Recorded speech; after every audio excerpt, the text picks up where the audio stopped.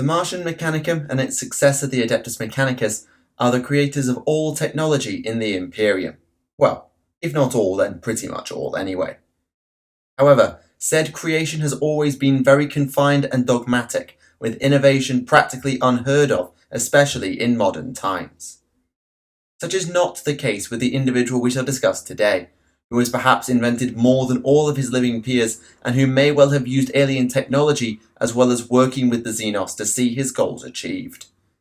Having lived through the Horus Heresy and the entirety of Imperial history since, he has entered the spotlight most recently in accomplishing perhaps an impossible task, the resurrection of Primarch Robert Guilliman. Not only that, but he accomplished a secondary task, innovating on the Emperor's work to create new Astartes.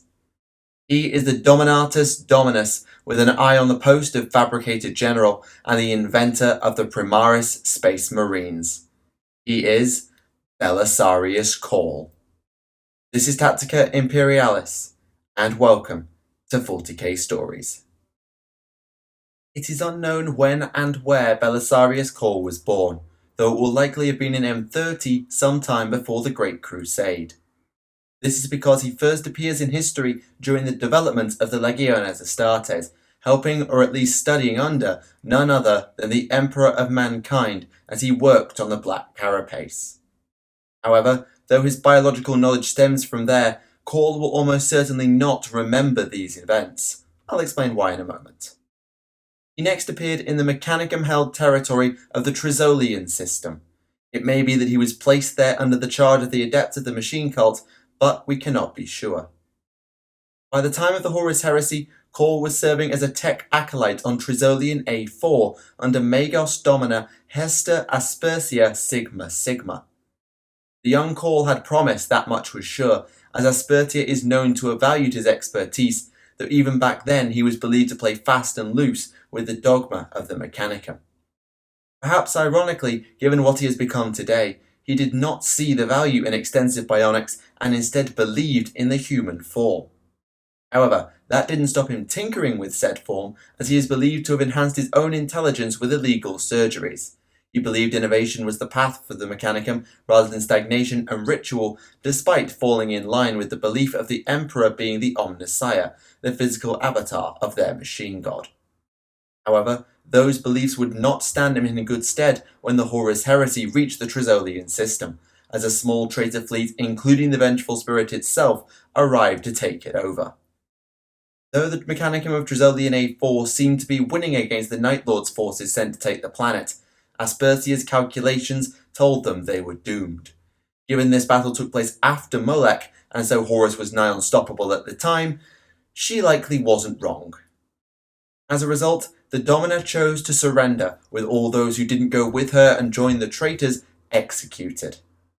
Cawl was horrified to say the least, but was able to feign compliance and use the value placed on him by Aspertia to stay alive. He still might have ended up sworn to the Dark Mechanicum in another scenario, but his shot at freedom came very soon after as the Space Wolves Legion arrived, intending to attack the War Master, tracking him after the mission of the Knights Errant on Molech. During the Loyalist assault on the Vengeful Spirit, Cawl was able to kill Aspertia alongside his allies, absorbing her mastery of cloning and her intelligence before aiding the Space Wolves in some way. It is assumed that Cawl made a run for it eventually, perhaps with the Wolves or perhaps independently after Russ's defeat and evacuation, and he would, presumably, make it to Terra itself. His actions in the rest of the heresy are unknown, but his prominence or reputation within the Adeptus Mechanicus, as the Loyalist Mechanicum would rebrand themselves after the Schism of Mars, only rose, more than likely. If nothing else, he came to the attention of a certain Robert Guilliman, Primarch of the Ultramarines Legion. Sometime between the end of the Horus Heresy and his death at the hands of Fulgrim at the Battle of Thessala, Guilliman came to Cawl with a pair of critical tasks. The first was allowing for Guilliman's resurrection, which actually makes Guilliman look a bit pretentious, if you ask me. Sure, planning for your death is important, but telling someone to research resurrection tech just for you? Okay, sure, whatever. The second task required Guilliman to hand over to Cawl an artifact known as the Sang Primus Portum, a device containing the genetic material of all 20 Primarchs. I'm unsure how they were stored. I'm assuming it's just 20 vials mounted on or in some kind of container, but I'm no geneticist, I've never seen the thing, so I wouldn't like to say for sure. The task here was perhaps as monumental as the other in its own way, creating new and improved Space Marines, though seemingly only using the Loyalist genetic material given the attitude Guilliman holds today. Cawl set about these tasks presumably at once, though that wouldn't stop him working on some other things both scientific and political over the millennia. I suspect especially with Guilliman dying not long after, he had plenty of excuses for getting distracted. Unfortunately, from this discussion onwards, Cawl's tale goes quiet, and we know very little regarding his work. Obviously, he will have been researching the two projects assigned to him by Guilliman, but he hasn't stopped there, far from it. Perhaps most obvious of the changes comes in his physical form and his mental outlook. Despite the wonders of modern science and the power of the warp, the human body is not immortal. As a result, despite his original distaste for cybernetics, it is likely Cawl was forced to rely on them to maintain himself over the millennia, especially if he saw combat a lot and was perhaps injured. However, there is another factor in play, the fact that Cawl's mind has been wiped at least twice throughout history. I suspect one of these events will have been after his work with the Emperor, but I'm unsure about the other one because there's no one really who had the authority to do it, especially with Guilliman out of the way. Honestly, not sure. Combine this with the fact that Cawl has accumulated so much knowledge that he can't recall it all, and likely will never know why Cawl changed his view on bionics to such an extent that he is far more machine than man these days. In order to preserve his mind, which also would have likely degraded over the years, Cawl has used stasis technology to recuperate and help remember memories he's reloaded into his body that he'd offloaded before. However, it is theorized, though not confirmed, that he has preserved himself through other means. Alien means. I told you he was an innovator, not dogmatic in his work, but that's a leap for any member of the Mechanicus, and if found true, he may well be officially exiled as a heretic if I know that lot. We also know that he took the cloning knowledge he gained from Hester Aspertia on Trizolian, and whether directly applied or otherwise worked on by Cawl, it allowed the Archmagos, as he now is and potentially already was when he spoke with Guilliman, to clone himself or his mind in some way. Each of these sub-Cawls, as they are known, contains a different personality of sorts, though they are all limited to ensure the true Cawl is not threatened, even if said true Cawl has completely lost his humanity by now. This isn't even the only time he'd mess around with this kind of tech, even creating what may or may not be an AI copy of himself known as the Cawl Inferior, that contains his some knowledge and can even respond with such emotion as to fool people that it is Cawl. Again, given the fact that AI stands for abominable intelligence in the Imperium and not artificialist intelligence as it does with some other races, it's not a good look or idea, is it, Belisarius? As mentioned, aside from these things he's developed for himself, we don't really know what Cawl's was up to for roughly 10,000 years.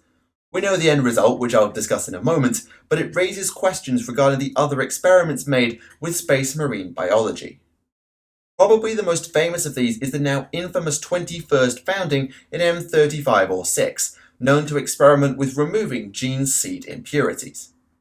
However, this backfired massively, and the founding is now known as the Cursed Founding that spawned the Black Dragons, massive bone mutations, the Lamenters, horrendous ill fortune, the Flame Falcons, purged by the Grey Knights and known to self-immolate, and the Firehawks, potentially the modern Legion of the Damned, just to name a few. Now, I'm not saying Cawl was involved in the Cursed Founding for definite, but he might have been. And whilst that's scary for what he may have created in screwing up in doing it, it may have helped in the long run with what he eventually came up with. We likely will never know. I'd be intrigued to see how many times he took to the battlefield over the millennia, either securing resources for his research or simply field testing whatever he was working on at the time.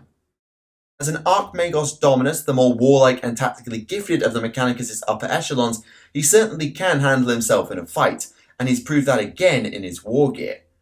Possession of an Omnisian axe is seen as a blessing only handed out by superiors, an incarnation of the machine god in war, and he developed his own unique weapon in the form of the lethal solar atomizer. He even has an Arc Mechanicus as his flagship nowadays, known as the Zarkazator. Those things are insanely powerful and also insanely rare, so it says a lot that Cawl is given mastery of one both for battle and has his own personal laboratory. His official title is Dominatus Dominus, or Master of Masters. It's described as one of the highest ranks within the entire organisation, but where it slots exactly into the pecking order is unknown. Does it rank over some fabricator generals but not all? It's obviously not the leader, so not exactly sure. I think I'd need to have another look into Mechanicus hierarchy before I said anything for sure. After 10,000 years of work, Cawl finally entered centre stage and prominence once again as M41 drew to its end. In truth, however, he was merely a pawn in a greater setup being strung together as he and his Mechanicus fleet were led to a world known as Eriad IV by none other than Silandri Veilwalker, a Harlequin Shadowseer and ally/member of the Ynnari. Abandoned after the Fourth Black Crusade all the way back in M34, the planet turned out to be a tomb world, and after dealing with the orcs there, Cawl was able to learn the secret of the pylons found on Cadia and elsewhere. The pylons held back the warp for real space, allowing for the Cadian Gate, for example, to exist near to the Eye of Terror. Armed with this knowledge, Cawl was then uneasily led or guided to Cadia itself, which was under assault from the 13th Black Crusade of Abaddon the Despoiler.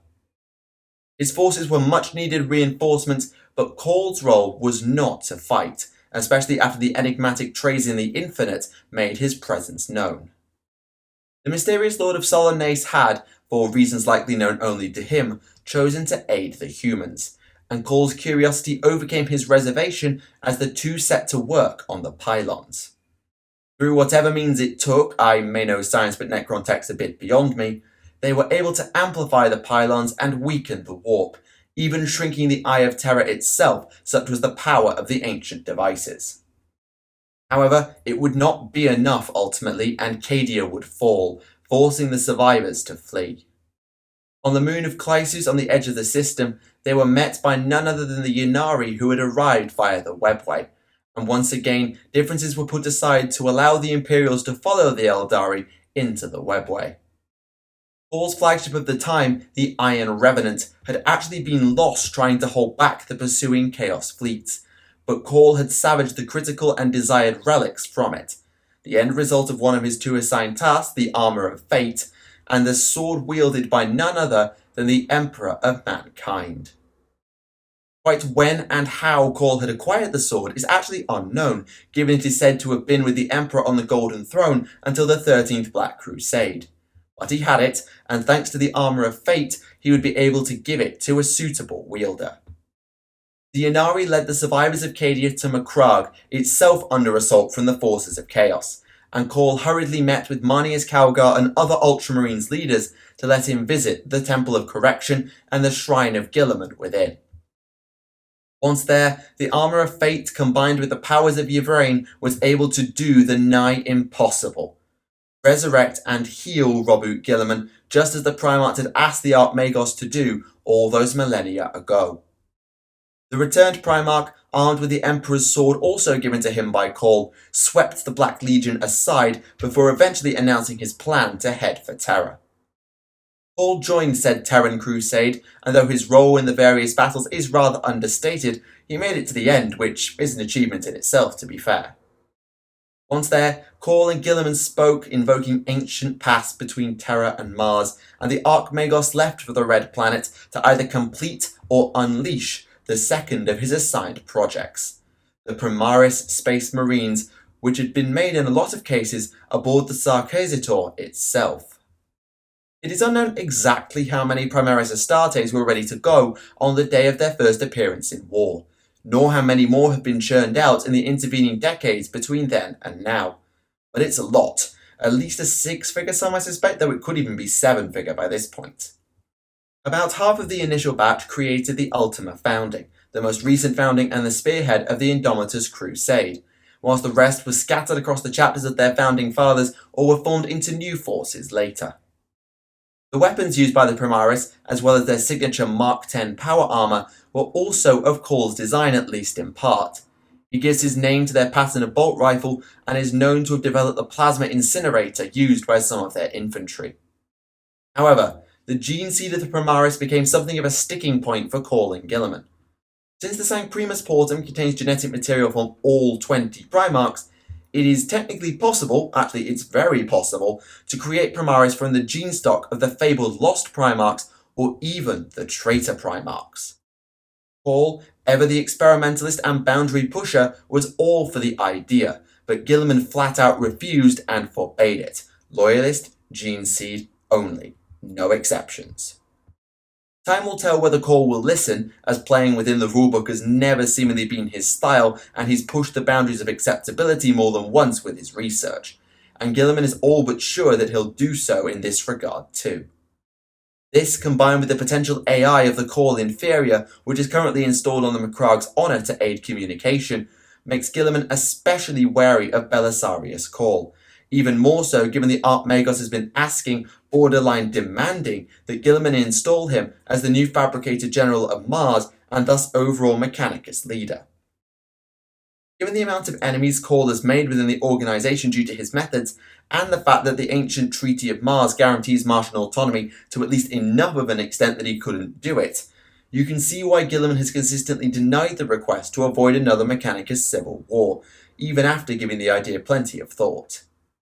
In truth, Guilliman does not have a jot of trust in Belisarius' restraint, and though it's not a certain outcome, the Primarch and Lord Commander knows there could be a day where Cawl finally goes too far.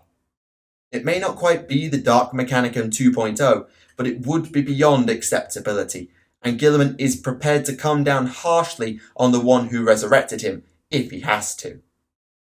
For now though, Cawl is embroiled in a new set of affairs. The wars between the Adeptus Mechanicus and the Necrons for the various Blackstone deposits scattered across the galaxy. The Mechanicus have been hunting and mining the material down on its own terms for a long time, especially recently thanks to Cawl and his knowledge of the pylons. But as it is most often found on tomb worlds, it has brought them directly into conflict for the Necrons, who use it in construction of things like the pylons. Which side will emerge victorious on the various planets remains unclear, but it may be possible in rare cases for some sort of deal to be made, as with Cawl and Trazeen. Maybe. Who knows? Might just be wherever Cawl is. Actually, no. This is Necrons and the Mechanicus. They're not going to budge. Are they? Yeah. So ends the tale of Belisarius Cawl, for now at the very least. One of the highest ranking individuals within the Adeptus Mechanicus, and undoubtedly one of the longest lived. Cawl has seen and done much throughout his extended life. Whilst he is lauded today for his resurrection of Robert Guilliman and the creation of the Primaris Space Marines, one cannot help but wonder if one day his name will be spoken in hushed tones or in infamy, an example of the quest of knowledge gone too far. Only time will tell, but regardless of his future deeds, Belisarius Cawl is undoubtedly one of the brightest minds in the Imperium today, even if he's had to cheat and bend the rules somewhat to get there. Now, we must return to the road and visit the home of the next in our Champions of Humanity mini-series. Though not the oldest individual we'll cover, since we've already covered the oldest both literally and technically by this point, well, excluding Dreadnoughts, our next champion has certainly seen their fair share of war in their long life. For now though, thank you for watching Tactica Imperialis, and I'll see you all again. Goodbye.